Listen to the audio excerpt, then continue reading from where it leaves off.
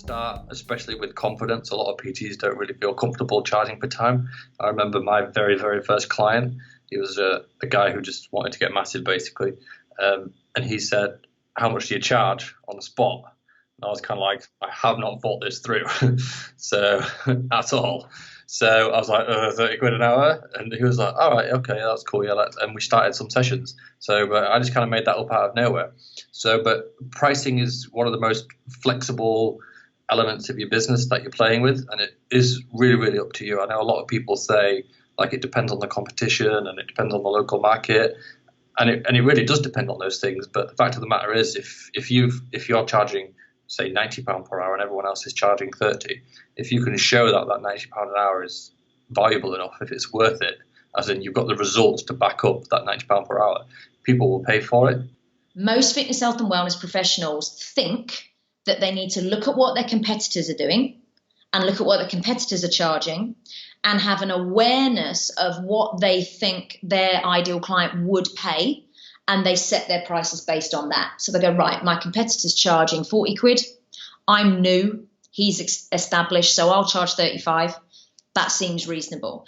And that is the most insane way to set your pricing. And I'll tell you why, because if you look at the figures in the UK and in the US, so this is UK numbers and US numbers combined, 20% of business owners in any industry are making so little money that they're on the verge of bankruptcy, right? That's 20%. That's a big number. But 60% of business owners are barely surviving day to day. So they're not broke bankrupt, but they are living hand to mouth. It's like money comes in, it goes straight back out again. Money comes in, it goes straight back out again. Now, if you just think about that, that's 80%, right? That is 4 in 5 business owners are charging so little that they are barely keeping their head above water. So what I always say to my clients is, why on earth would you look at what they're charging when you know 80% of them are making so little money, they're on the verge of having to quit? You know, there's only 15% of business owners are making an okay 5-figure income. So maybe 20 grand a year. Less than 4% are making a high 5-figure income. And when I speak to people, the number I hear the most often about what people want to make, it's around the 50 to 80,000 a year mark. That's what most people say. They say, oh, if I could just clear 5 grand a month, 60 grand a year, wow, that my life would change beyond recognition. But less than 4% of people are achieving that. So unless you know for a fact that the competitors that you're looking at to base your pricing on are in that 4%, you are flipping nuts basing your pricing on that and not basing it on how you want to live your life, how many clients you want to have, and therefore how much money you need to charge to make that happen. A lot of personal trainers, fitness professionals will charge them per hour, and I'm not recommend that you charge per hour as a fit pro, because as you guys well know, you're providing a service that gets someone a specific result, and that's more about fitness. So it could be including nutrition, mindset, how much water to drink, sleep, stress protocols, and the exercise and the accountability and maybe community. So I would always look to package that up into some sort of a monthly fee. So just to give you an example of what I would charge, my packages for one-to-one training were £350 per month. That was for 2 sessions a week. That also included access to my group training, but it wasn't packaged up as personal training. It was packaged up as my 2 in 12 program. So the promise was, you come and work with me, I'll help you drop 2 dress sizes in 12 weeks. And you basically got 2 options to do that.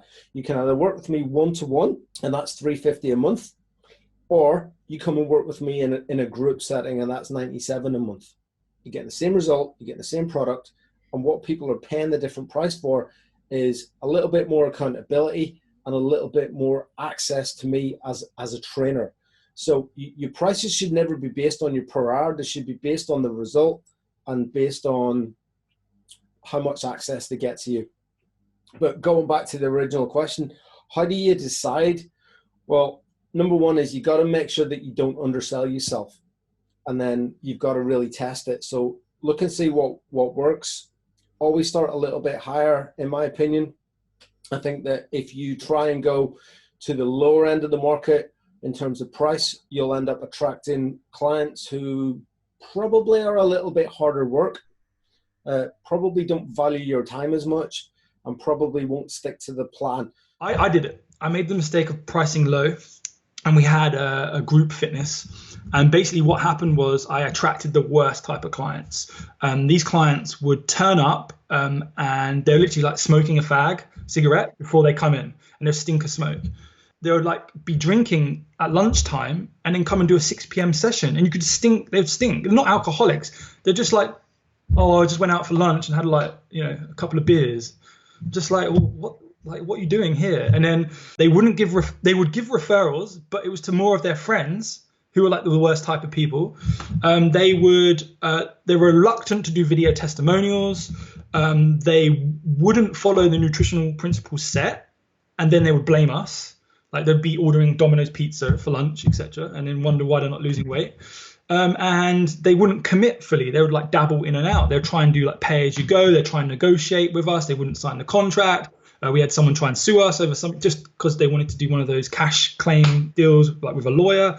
And I'm just like, these people are the worst people. Like, I don't want to train these people. So we put our prices up. We became the most expensive in the town. And suddenly the demographic changed and our business changed because we started attracting more affluent clients who respected us as experts, turned up on time. They didn't smoke, they didn't spit, they didn't drink. They gave us referrals to more affluent people. They opened us up to their community. They followed the nutritional principles, and they got results. And there's a famous saying, like the more you pay, the more you pay attention. And it's true. Like when I get stuff for free, I don't value it. But when I pay money for it, I do it. If people are driving high-end cars, if they're getting their hair cut at salons twice a month, if they're going to restaurants, theatre, if their kids are in private school, if they're in a nice house, like I guarantee they can afford your 150, 200, 300 pound a month, euros, dollars membership. You just need to position it in the right way.